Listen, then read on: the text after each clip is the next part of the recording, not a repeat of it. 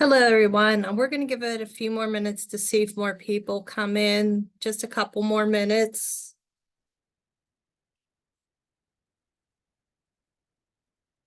And then we'll start with our presentation. I'm so happy that everyone has come.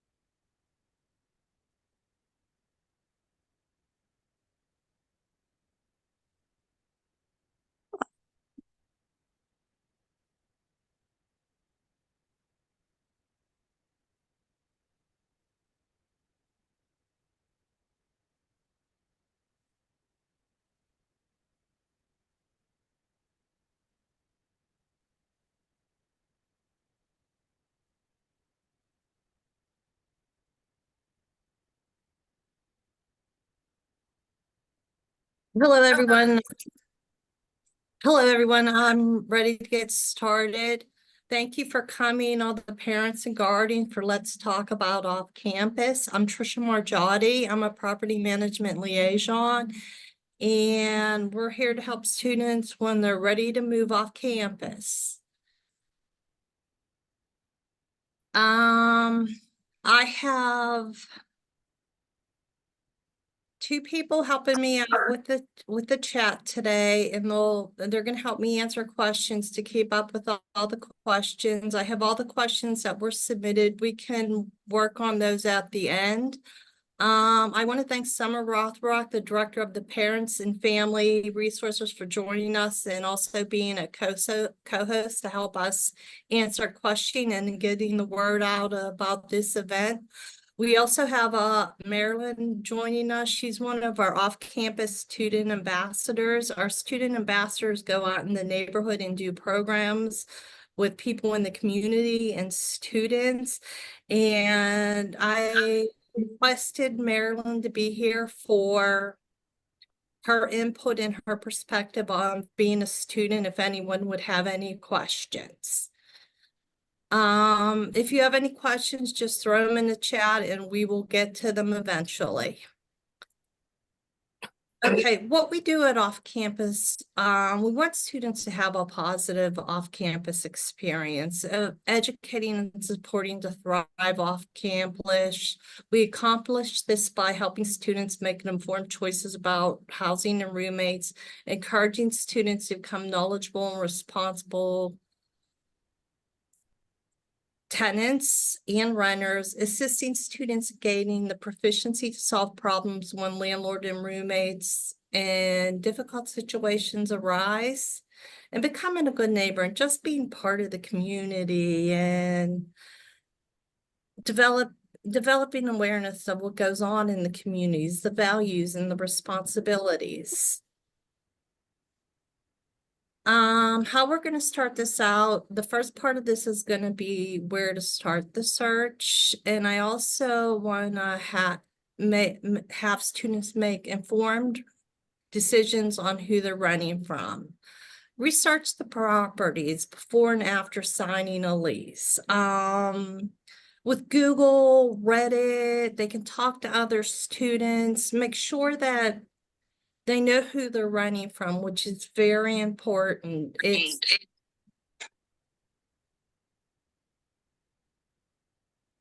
Have students talk with other students. If they're unable to find the owner of the management company, get an address, give me a call, and maybe in our list of landlords, we can find who the property owner is. Our next slide is going to be a few years ago, we partnered with Rent College Paths, the University of Pittsburgh, and they've been a great resource for us. We have a marketplace with apartment listings. We have sublets and reletting postings, roommate postings. They can report landlord issues, and they also have some great educational videos on their website. I think it's a great resource because under the sublease and roommate, you need your Pitt login and password to be able to access that part. And that's a great resource for students, and it's safe, and everybody who's going into the sublease or roommate posting section, they have to be affiliated with the University of Pittsburgh in some way. So it's a great option for students. They can throw the marketplace into our chat if you'd like to see that or visit that website. There's also a lot of other resources out there. Students can look on Zillow, apartments.com, Facebook groups. When you're doing Facebook group, please watch out for scams. Be careful who you're talking with. I mean, it's a Facebook group, so anyone can get in there. Word of mouth is another great way to go. Students should walk around neighborhoods and look at for rent signs. That would also be a helpful source. I mean, the weather's getting nicer. Walk around neighborhoods, see what neighborhoods you like, see what's close to the University of Pittsburgh. Driving through Oakland, I see for rent signs all the time, so that might be another good option. We also have university-owned leased apartments that are traditional leases. They're owned and operated by the University of Pittsburgh. And we can throw that in the chat if you'd like to visit that. Maybe we don't handle those apartments, but they're owned and operated by the University of Pittsburgh. The next slides, we're going to go to our Oakland neighborhoods. Oakland is divided into 4 neighborhoods. We have North Oakland, West Oakland, Central Oakland, and South Oakland. Each section has a unique identity and offers its own flavor and venues of housing. Most students live in Oakland neighborhoods, but there's so many other neighborhoods. A lot of the upperclassmen go to Shady Side or Squirrel Hill. Students can ride the bus for free. There's shuttles that go to certain parts of Squirrel Hill that are very convenient. And again, the bus to ride the PRT, they can use their Pitt ID and they can ride the bus for free. Our next slide is we're going to talk about off-campus safety tips. I get so many questions about this, about safety in Oakland. We're in the middle of an urban campus. Sure, crime does happen, but it's far and few between. We always suggest students are safety in numbers when walking to and from class, walk with classmates or other students walking in their direction. Tell the students, let your friends, your family know where you'll be. There's also a Guardian app through Pitt that we recommend they download. Just talk with your students, walk around with confidence, hold your head high, keep your earbuds out of your ear, look around and just stay aware of your surroundings. Listen to your gut feeling. If something in the pit of your stomach says something isn't right, follow your instincts. Another suggestion, when students are going home late at night, tell them to have their keys in their hands, just so they're not looking for through their bag late at night. I mean, just be aware of their situation. These are some tips about when they're being safe in a possum. Make sure all the doors are locked. Make sure the landlord changes the lock from previous tenants. Ask the landlord this question before you move in. Never leave valuables where they can be seen from a window. Don't let strangers inside your apartment. Call the property owner to verify who's making repairs. Ask for proper ID. Went away on break, have them hold their mail at the post office so it doesn't stack up. If they have air conditioner units in, make sure they have a secure way so the windows can't be open. Remove the air conditioner during the winter months. Utilize outdoor lighting. You can install a surveillance camera, Ring cameras. You can buy them off Amazon. Consider buying a smart plug to turn lamps on when you're not home, so it looks like someone's home. Also, you can buy inexpensive magnetic door alarms that aren't that expensive on Amazon. It's just some precautions that can help students out. We've got this question a lot. Can students use FAFSA or other financial aid resources? Yes, they can in some cases. I would always suggest contacting financial aid. Usually the only problem that you run to before renting an apartment is you're looking for the apartment in advance and for a security deposit and first month's rent. Usually the funds are not released to students. It's 10 days before classes start, so they'll have to budget their money. When you do get financial aid, it is refunded to you. And after all your tuition fees and other university billable expenses have been paid, they refund it to you. So you might run into a little bit of a dilemma when you're waiting for that money. So you're going to have to budget. And when you get that money, you'll get that money refunded to your Pitt Source account.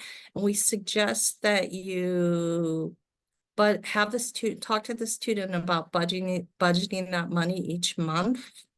So the money is available.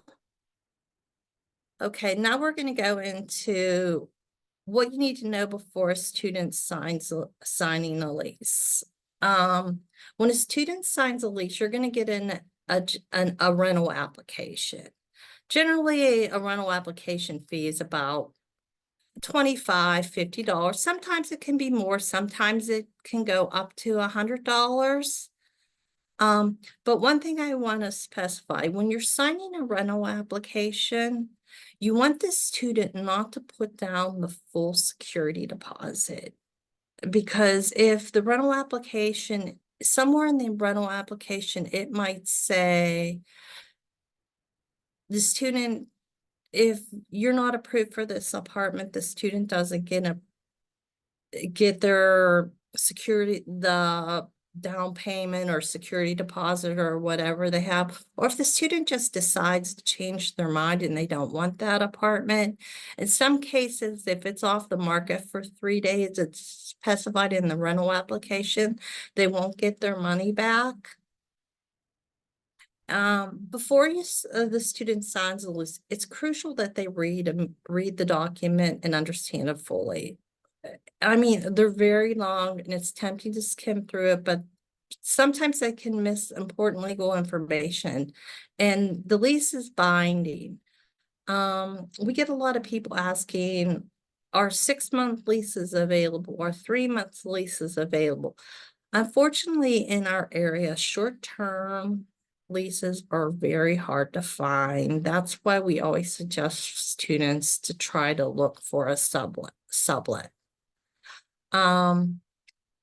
Co-signers are usually required. That would be a parent, a guardian, and the co-signers have much responsibility as paying the rent as the students. Another thing is when you're signing a lease, it's jointly and severally. Jointly and severally means the landlord wants to rent. If one student's not paying the rent, and they leave, the other student's responsible for paying the rent. So make sure the students know who the roommates are, they talk with them. And again, we have occupancy limits in the city of Pittsburgh. If you have a 6-bedroom house, you're only allowed 3 unrelated people to live in a single family dwelling in the city of Pittsburgh. A lot of times in these bigger houses, we don't suggest students go into these, but it does happen.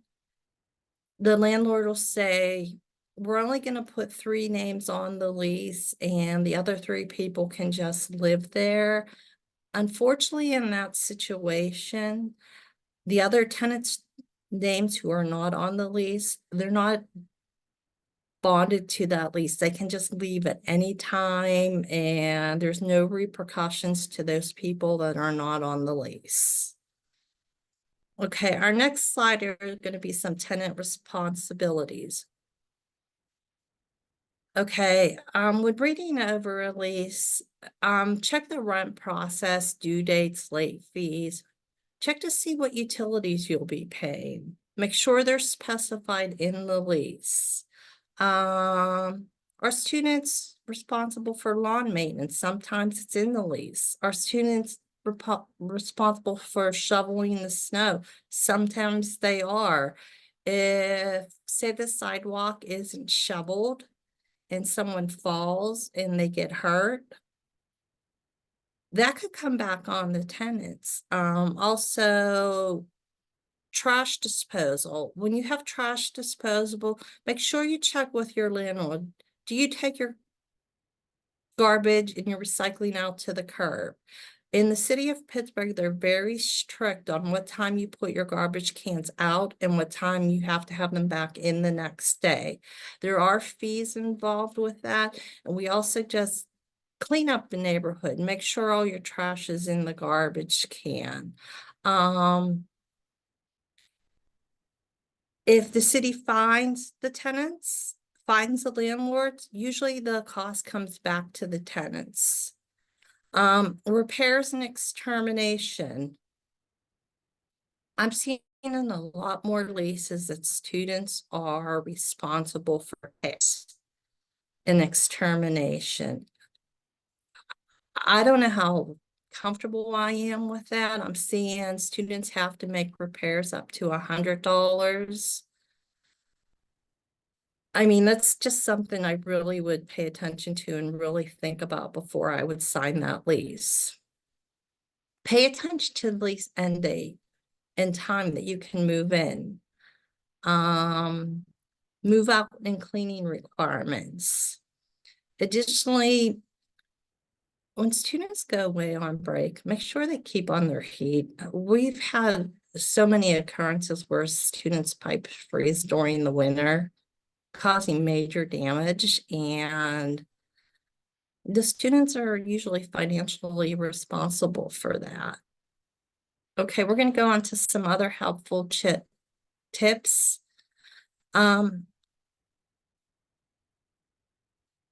Check if rent notice to terminate the lease is required. Usually it's very hard to terminate the lease, and there's big fines attached to terminating a lease. So make sure they're ready to be in there for a year. Make sure there's sublease clauses. A lot of times you have to get the landlord's permission to sublease the apartment. And a lot of times, even though you sublease the apartment, you are still responsible to that end of the lease date, even though you are not living in the apartment and your subleaser is. So just take note of who you have living in there. Sometimes in leases, if students aren't paying their rent or something happens, you could become responsible for the landlord's attorney's fees. I mean, these are just some of the big clauses I think that should be brought to people's attention when signing a lease. Especially now, I'm seeing a lot of administrative fees that are required to pay for like carpet cleaning, additional cost. If taxes would go up, they could raise your rent. So just watch what you're signing. Other helpful tips, check to see if damages you're moving, check for your move-in sheet. I highly recommend you doing this. When you move into an apartment before any furniture is replaced in the apartment, take pictures, make note of it, make sure the landlord knows. Either report it on an online portal. Sometimes after a certain amount of time, if you don't do a move-in report, the apartment is considered as is. That's a gray area because also they have to provide you with a habitable apartment to live in. So that's just one thing I want to bring to your attention. Make sure all promises, new carpet, it's going to be painted. If the apartment's being renovated, it's going to be done by a certain time. Make sure this is all in your lease. Don't take a verbal agreement. Just make sure it's all included in on the lease.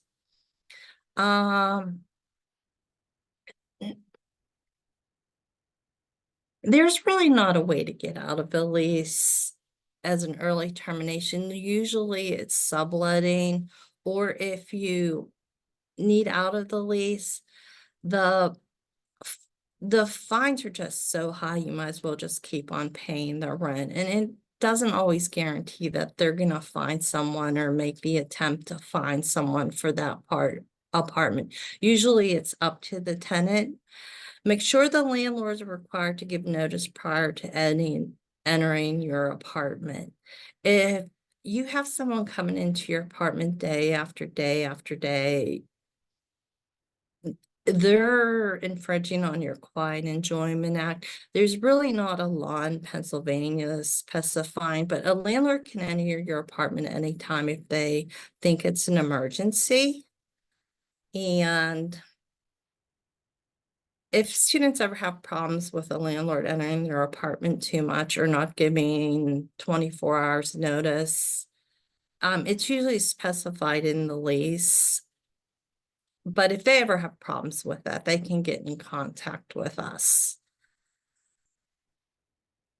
The next is renter's insurance. I want to specify how important renter's insurance is when you're in an apartment. Renter's insurance is usually very inexpensive. Under any circumstances, the landlord is not responsible for any of their personal belongings for any reason, fires, flooding, theft. Um,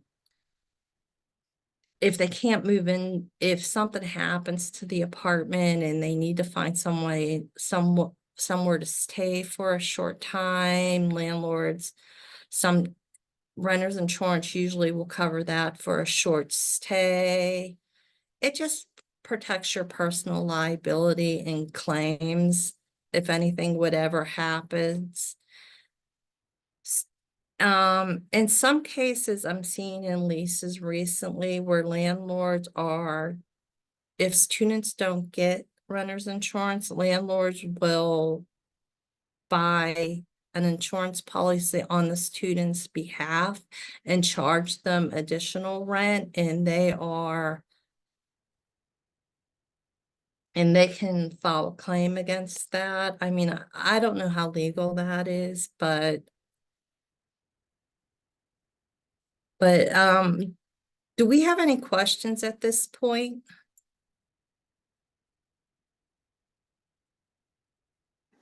Yes, there is a question in the chat that says, are roommate agreements legal?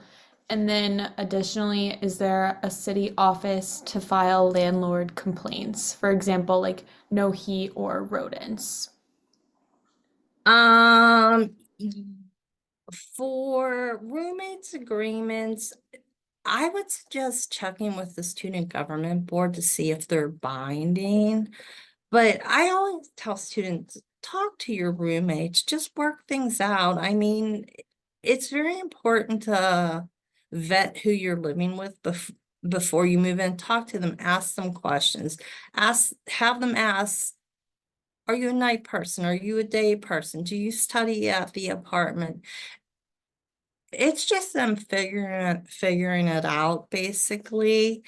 But I don't know if roommate agreements are binding. I highly suggest that students do them to make sure the rules are set up before you're moving into the apartment. And for any complaints about um Allegheny County Health Department usually handles anything to do with rodents and infestations. Any building code would be reported to the Pittsburgh 311 line, and they would usually send out a building inspector. And it's two different apartments. If you have any questions, my name will be at the end of this, and we can put it in the chat with my email and my phone number if you have any additional questions, and we can go into more details about that.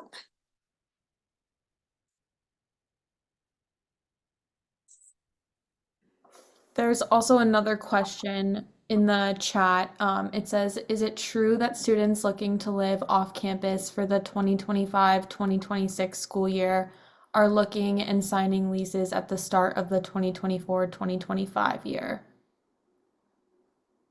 Most students start to look early. I mean, at this time, I'm not saying there's no apartments out there, there are, but students are starting to look earlier and earlier. After the pandemic,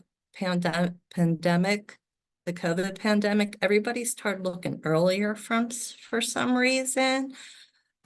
Students started looking in January. They're still looking. Most students at this point, it's slowed down a little bit. So I think a lot of leases have been signed for the upcoming year. I always suggest for students, start to look early, because when you start to look earlier, like, I don't say sign something in November or October, but try to have something signed before you leave in April if you're a current student. That would make it much easier. The longer the wait, the further you're going to be away. If students want to be within walking distance, they should start to look earlier. Any more questions, Marilyn? Yes. What if a student wants to study abroad for a semester? Are there landlords or leasing companies who will let students rent for half of the year and then have a different group of students live there the other half of the year? Unfortunately, most leases that you are signing in Oakland are 1-year leases. There are short-term leases out there, but through my many years of experience at this point, I only know 2 or 3 landlords that do that.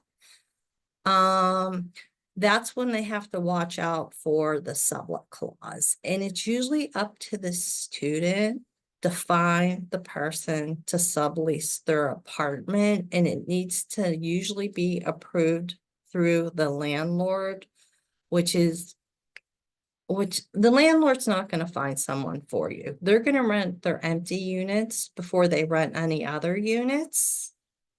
So it's just doing your homework and starting to look early if they're studying abroad. And then one more question. Most leases require rental insurance. Is this common in Pittsburgh? Yes, it's becoming more common where it's required. It's not required in all leases, but it's becoming more common. I review leases for students a lot of the time, so I know a lot of the leases in the area. I'm not a lawyer, but I'll tell students what to look out for in leases. And if I can't answer the question, we have people available to us that we can't ask for legal advice, or we would send them to the student government board lawyer. But if a student ever has a question about a lease, they can come visit us. But renter's insurance I'm seeing is becoming more and more common than ever before. Another question. Can you go over the rule about the max amount of unrelated people that can be under one lease? In the city of Pittsburgh, you're only allowed 3 unrelated people to live in a single family dwelling in the city of Pittsburgh. There are landlords that will rent a 6, 7, 4. It's sometimes it's a problem. Sometimes students get away with it. Um, I suggest people don't do it, but it does happen. I mean, if you have any questions about if your students in a 6 or 7, 4 or 5 bedroom, just give me a call. We can talk about that more in detail if you'd like. Another question that came into the chat was, what's the best way to get a sublease for summer months only? For summer months only, we have a sublease section available on our website where it is password protected. I always suggest people use that site over Facebook groups, because everybody who's going into that site is using the password and using their login and their password to enter that site. Um, it it has been posted in the chat. I suggest going to our marketplace and looking at that. If you're going to use any of the Facebook groups, there are some legitimate landlords who are on there and students who are on there that don't know about our services. We're a pretty new department. We're trying to get the word out to students that we're available to them. But if students have questions about if a landlord's a legitimate landlord, if this is really their property, I mean, I can't give them 100% answer, but I can always guide them and search through our records to see if we have anything on the landlord. Check with us before if you find a sublet on Facebook groups. Another question is, are students mostly renting houses or are there many apartment complexes near the campus? Mostly in this area, it is It is older houses in the south and central Oakland area. And students run an array of things. We have so many students. We have these big, beautiful buildings that have gone up in the last few years, high rises. We have people that owners live on the first floor and they rent the second floor. There's older renovated houses that have been divided into apartments. It's all different things. Any other questions? I think I have them all for now. Okay, I'll check in a few minutes. Thank you, Marilyn. Okay, we're moving on to the next section is once your student has found their apartment and it's before they move in some stuff. Okay, before the move-in, make sure your lease payments are up to date, your utilities are set up. Make sure that you do that in advance just remember all the people that are coming into Oakland at one time. Make sure the utilities are set up. When you're moving in, plan for parking. Where are you gonna park your van? Where, because you can't block the streets in Oakland. Plan in advance, call parking and transportation, check local garages around the area to see where you can park. Be very careful that time of year moving in because they're going to be out enforcing the parking tickets. And you don't want that on your first day of moving your child into an apartment. Okay, picking up your keys.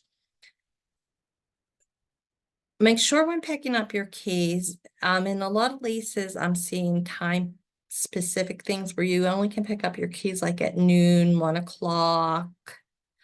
If you're moving into one of these newer high rises, do you have to book a freight elevator if required? I mean, prepare your move-in supplies, hammers, screwdrivers, nail cleaning supplies, things you need to hang stuff on the walls, paper towels, toilet paper, and make sure this is important. Make sure you do your move-in report. You can ask the landlord if they'll do a walkthrough with you. Most landlords in this area, for some reason, don't. But when doing the move-in report, if they're not going to do it, take pictures of everything in the apartment, take videos, look under sinks, look at the ceiling, look at holes on the walls, stains and carpets. And make sure you get that to the landlord right away. You can write it in a letter, you can report it on an online portal, you can send it through an email. Just make sure you keep pictures of your move-in. And I also suggest doing the same thing when you're moving out. And do this all before any placement of furniture and anything. The first person who moves in, have them do this. Okay, the next thing we're gonna go to is the logistics of moving in. When you're with roommates, discuss what's needed for the common areas. Who's bringing what? Shower curtains, pots, pan, furnishing the common areas. Make sure you bring what's essential. What can you buy while you're here? We have, right before school starts, we have a big Thriftburg sale. We have a furniture giveaway, and that'll all be posted on our social media page. And Thriftburg has a social media page where you can buy used items that are very inexpensive. Make sure you know where everything goes in the apartment. Do you have enough storage of everything you're bringing? Do you have measurements of the apartment? What are you moving into the apartment? Check times per your lease of when permitted to move in and key pickup. Again, I'm saying, do you need to book a freight elevator? How are you gonna be bringing your belongings? Are you hiring movers?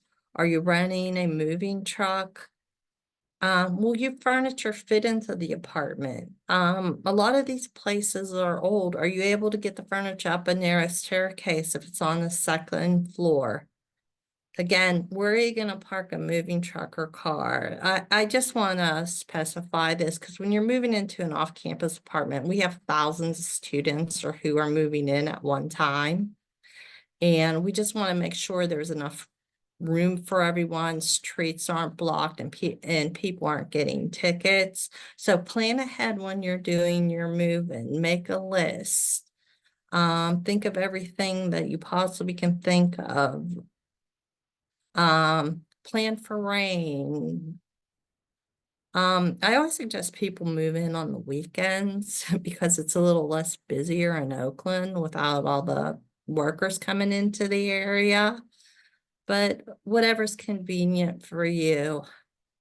Any more questions, Marilyn?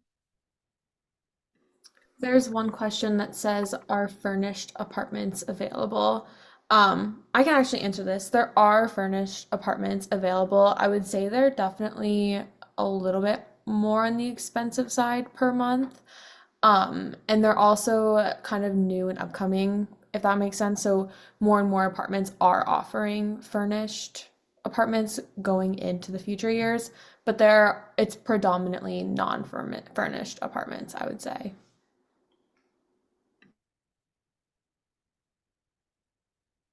Thank you, Marilyn. Our next slide is we're going to go into basic apartment essentials as we talked about before. What are you going to need? You're going to be furnishing a whole entire apartment. I mean, you're going to need pots, pans, bowls, cups, can openers, cutting boards, silverware, toaster, microwave, bedding, a bed, throw rugs, I mean, bath towels, washcloths, plunger, shower liner, shower curtain, toilet brush, a cleaner, trash cans, chairs and stools. I mean, this is just a basic list. We have a more in-depth list. If anyone would like to have that list, I'll be glad to email. You can just send me an email and I'll shoot over the list we have. And I want to say, make a list of what you need. I mean, don't overbuy. I mean, just remember, you're going to have to move all this stuff out at one point. And when you're in an apartment and you've been at Pitt for a year, you're going to have more stuff when you're moving out. So think about what you really need. Um, if you don't remember it, we have stores that are close. As again, I mentioned, Thrift has a sale. Um, Another thing if you're gonna have furniture delivered, make sure you're gonna be at the apartment. Because a lot of the apartments, if you have furniture delivered, they're just gonna lay it on your porch. If you're like, say, in a house or something, just make sure that that you're home when this stuff is gonna be delivered. It's basically, what does a student really need? Um, Buy in bulk. I mean, toilet paper, paper towels, laundry detergent. So, as you know, in the Oakland area, there's not a lot of places to shop. So, I always suggest if you have a chance, buy in bulk to make it a little easier when they're first moving in. Um, we have Clutter for a Cause where we give furniture away at some point. It hasn't been determined as of yet, but follow us on social media and that stuff will come up. And this is basically the end of my presentation. This is all my information. I mean, I'm happy to chat with people, email. I mean, if you want to call and you have a conversation, I've been around for a very long time, so I know a lot about Oakland and general information. If the student wants to set up an appointment for me to review a lease when they're ready, I'll be glad to help them with that. And thank you very much. And does anyone have any questions? There is one question. Could you go over the on-campus like lottery system for guaranteed housing and how long people are guaranteed housing for on campus, and then the chances of a senior without guaranteed housing being able to live in a dorm? I am sorry. I know the general information about the dorms. That would be more of a Panther Central question, and Maryland can put their contact information in the website for you to reach out to them directly. The lottery system and a senior going into a dorm, it's different every year. It's just how many people they accept each year. And as you know, that's a last minute decision when they let students know if they are coming off the list of n- not having housing for a senior. And I'm sorry, I can't answer that question directly.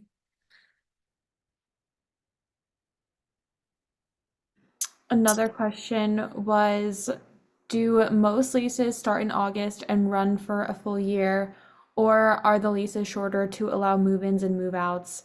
Do leases start in time for classes to begin? Yes, leases usually start when sometime in August, usually August 1st, August 15th. I mean, Marilyn, you probably could answer that a lot better than I can. Yes, I would say a lot. The most common move-in date is August 1st. For a turnaround, that's kind of the majority of the ones that I've heard move in August 1st and then move out by July 31st the following year. I do know that some apartment buildings would go, if you're, for example, getting a furnished apartment or if your apartment is getting cleaned or something like that, you might not have a move-in date until August 10th, but I would say that it's pretty much always going to start before classes start. Yeah, in some cases you also can have a lease start July 1st, June 1st. They're all over the board, but most do start in August at some point. Any other questions? Another question asks, what should we expect to pay for a lease slash year? Mm, it's depending on the size of unit you want. Are you are you going into one of these newer apartment buildings? The rent is all over the place. It's just depending on what you want and what you're willing to pay. I would agree with that too. You can definitely find apartments closer to like 700, 900, but then you can also find like the newer apartment buildings over $1,000 a month. You can really look around. That's why I would also recommend starting searching a little bit early because it tends that the more affordable apartments can kind of get snacked up in the beginning of the search. Another question asks, is there a meeting set up for students who are intending to live off campus for next semester or over the summer? Do you understand what I mean by a meeting? Um, I'm not sure.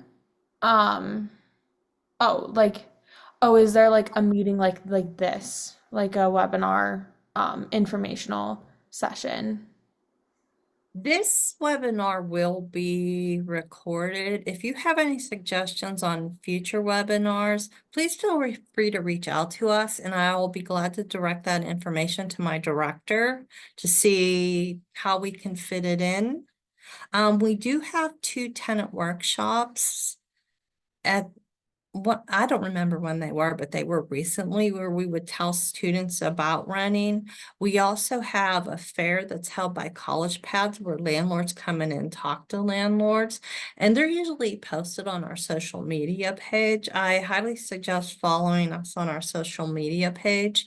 I can follow up in an email to everyone who attended this, what our social media page is. We'll be posting anything about webinars or any fairs that we have with college pads or any town halls that we have.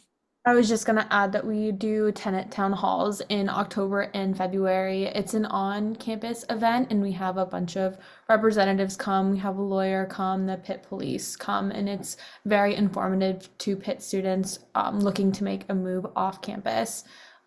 There will be one offered again in the fall, and more information will be out about that, hopefully closer to that date. Thank you very much for clearing that up. Um, I did get quite some questions emailed to me. Um, we went over how to sublet on our website, which I hope that was informative. Um, you can use loans for your off-campus apartment, and it's based on basically how much you pay for dorms. But I suggest always contacting financial aid for the direct answer and the correct answer. You can also use FAFSA for running off campus, but you would need to contact financial aid department and about when the money's going to be refunded to you. That's done through the student payment center. Again, you're going to have to budget your money after it's refunded, and it's usually 10 days before the start of classes.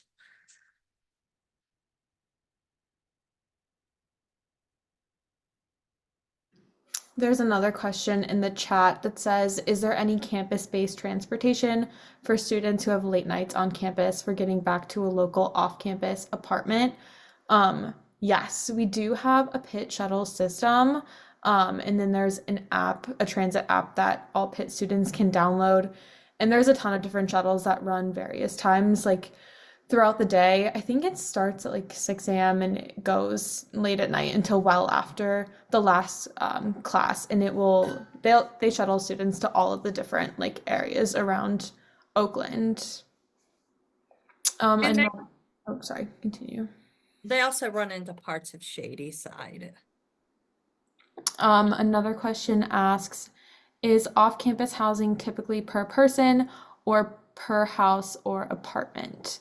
I would say there's definitely both. It depends. I think that usually apartment buildings would, especially on the newer side, would go by person per bedroom. And then a lot of the other like townhouses or other apartment will do per apartment. It really just depends on who you're renting from, I would say. I agree with that, but in some of the newer apartments, even though you're signing different leases, it also specifies in that lease that everybody living in that apartment is jointly and severally responsible for keeping the apartment clean and any damages. And most leases are jointly and severally when you're going off campus. Not all, but most are.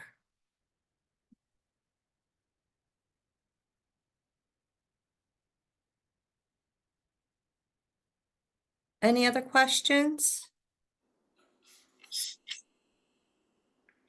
I don't see any more in the chat currently. Marilyn, being a student who has rented in the Oakland area, do you have any advice for parents that you can think of? I would say when looking at the total cost of living off campus, just besides like factoring in the rent cost, keep in mind the cost of laundry, like what the laundry situation is, if there's a washer and dryer in the actual apartment building, or if students would need to go to a laundromat, and not only if there is washer dryer in the building or in the unit, how much it costs per load. Um, Also parking, even if the student doesn't have a car when they move off campus, if they could foresee themselves having a car, different parking situations, different parking prices, that can also very much depend on the neighborhood and area you're living in. If you want a space near a parking garage, if street parking is okay. Um, Another expense to keep in mind is like the Wi-Fi expense, if that's included or if that needs to be on your own. Yeah, I can't think of anything else. Um, Utilities are a big factor though when you're renting an apartment. Your rent might be a $1,000, but you could add anywhere from 50 to $250 for utilities. So really think about that before signing a lease. And in some instances, you can contact the gas company or their electric company before moving in and get an estimate of what the previous tenant has paid.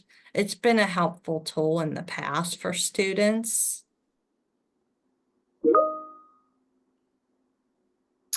the Pitt Wi-Fi is available in like all of the Pitt buildings. It's not available in a lot of the off-campus apartments, but anywhere on campus, any classroom, any on-campus building, there is Wi-Fi access for students.